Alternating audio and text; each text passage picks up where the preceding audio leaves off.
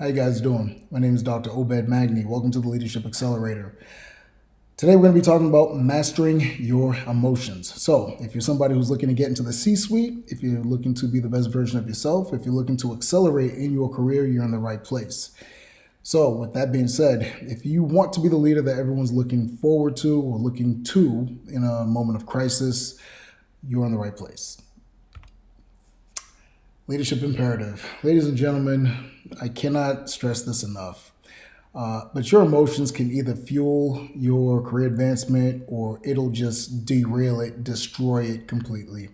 I can't tell you how many people I have either coached, worked with, worked for, worked around, who because of their lack of control of their emotions, regardless of their talent, they didn't make it.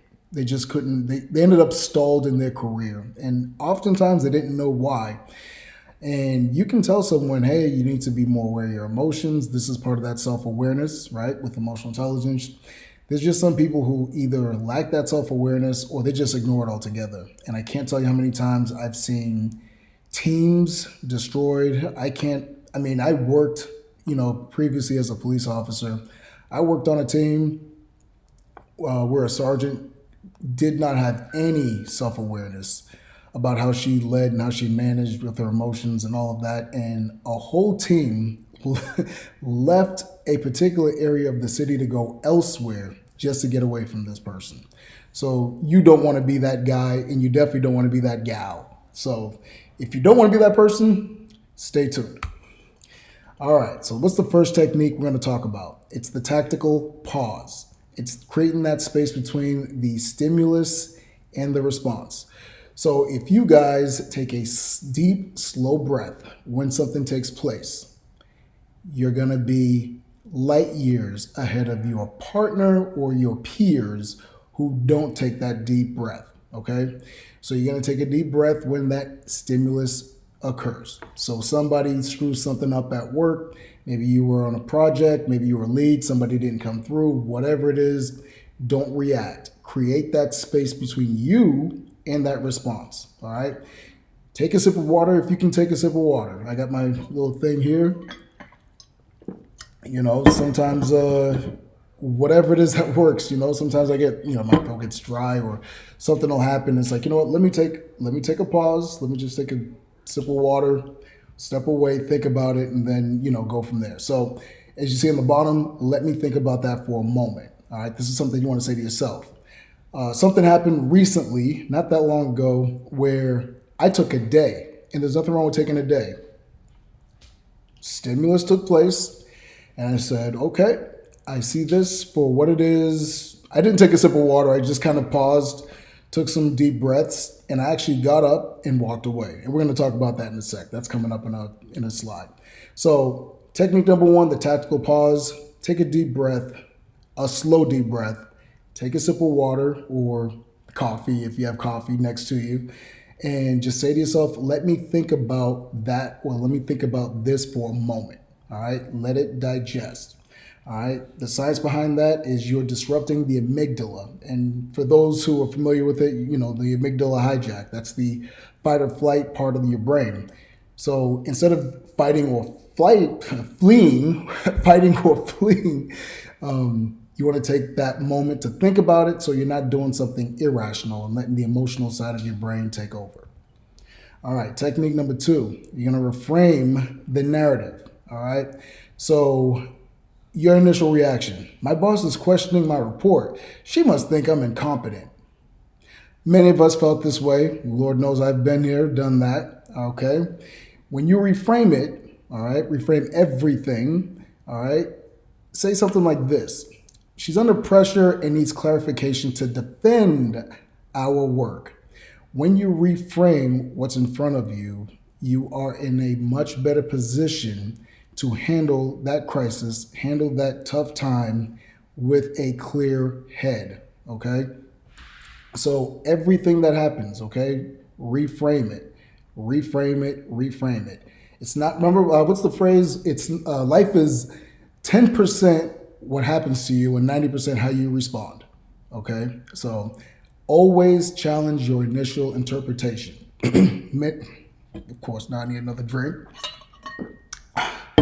Many of us have had maybe some, traumas in the past, some insecurities and all of that.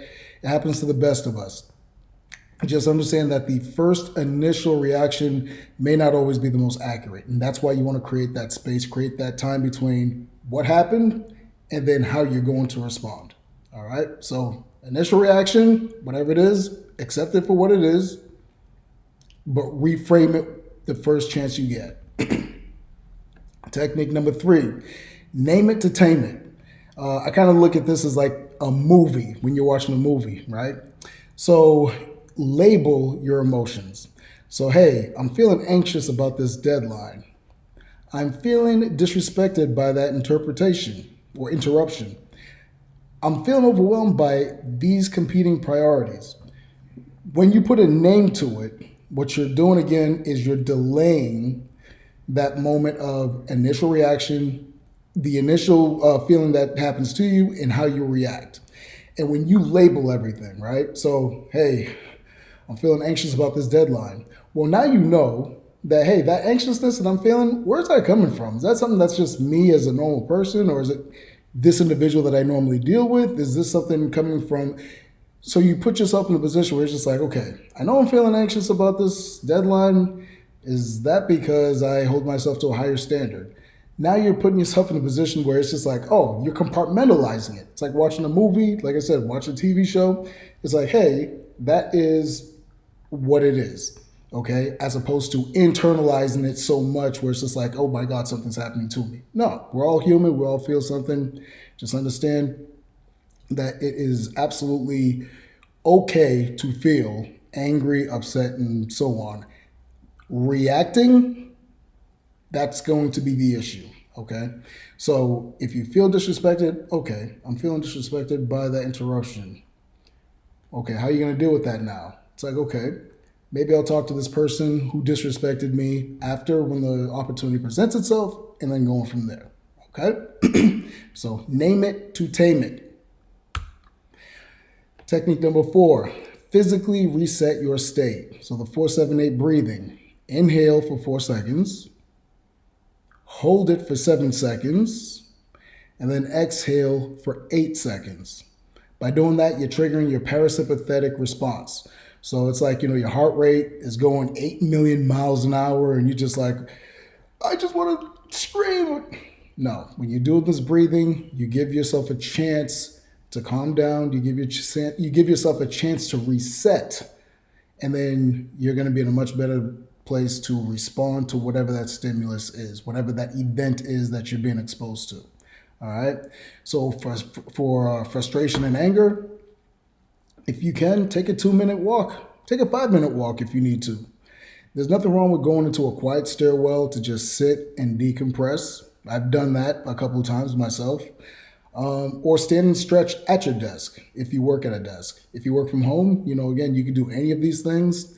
If you work in a large office building, whether it's walking around on the floor or, if you're able to go outside, just find a space where you can just physically reset your state of mind.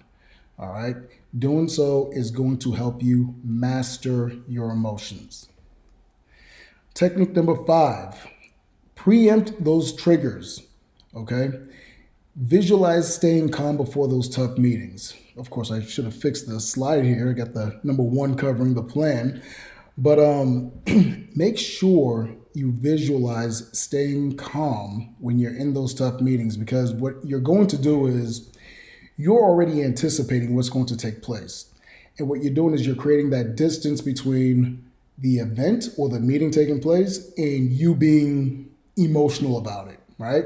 Okay, this tough meeting is going to take place. We know that A, B, and C is going to take place. We know that so-and-so is going to say this, that, and the third. When you're already anticipating it and you're visualizing yourself like, yeah, this is just water under the bridge. This is no big deal. We're just going to get through this and move on. You're now in a state of calm and you're not going to get upset when that meeting takes place, all right? So make sure you're preempting those triggers if you know that they're going to be there. Set your intention, okay? I'm here to learn and improve. So if you know that there's a purpose in this meeting, and we all know that There are some meetings that can be done in an email. Just set your intention. Hey, I'm here to get through this, learn about ABC or XYZ, improve or what have you. Okay, whatever the reason for that meeting is. So just set the intention. I'm here. I'm going to do this, whatever that is, and then when I get out and move on. All right. Third thing you want to do is create a ritual. So develop a personal common practice. No, I am not talking about getting a pen or pencil and tapping it uncontrollably on the table where you're distracting yourself and everybody else. All right. Find something that's a little bit less distracting. So if it's, I don't know, just rubbing your hands back and forth under the table where nobody can see it, cool. But find something that you can do that's not going to be distracting to others and yourself. I mean, you want to distract yourself a little bit, but you don't want it. You don't want it to overshadow the meeting or whatever that situation is for everybody else. All right. So your next steps. All right. You're going to choose one technique to practice this week, and you're going to identify your top 2 triggers. All right. And you're going to prepare your tactical pause strategy. All right. So I've got a couple links down below for some additional resources. If you guys want to, work on these skills a little bit deeper, I encourage you to, take a look. I got some ebooks on this. So just want to say thank you again for attending the Leadership Accelerator. Today we talked about mastering your emotions. Thank you for showing up, and I'll see you guys soon.